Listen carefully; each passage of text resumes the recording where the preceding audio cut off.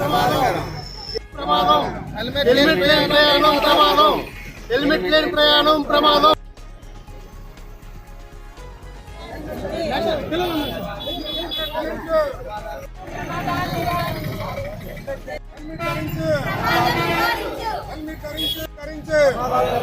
Helmet ధరించు, helmet ధరించు, helmet ధరించు, helmet ధరించు.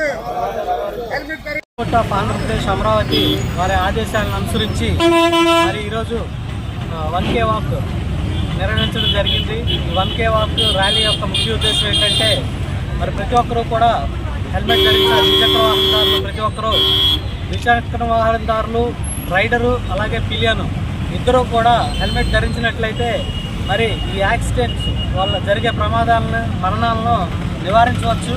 కాబట్టి ప్రతి ఒక్కరూ కూడా మరి హైకోర్టు వారి ఆదేశాలను పాటించాలి.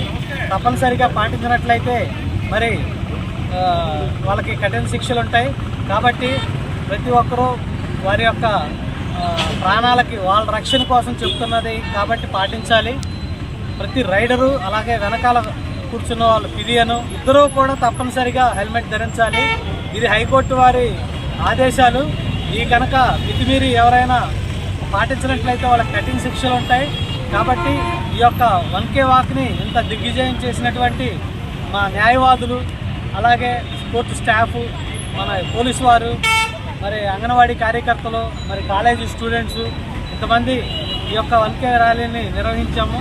ఇది దిగ్విజయం చేసిన అందరికీ అలాగే మీడియా వారికి నా నమస్సుమాంజలి తెలియజేసుకుంటూ సెలవు తీసుకుంటున్నాను. నమస్తే.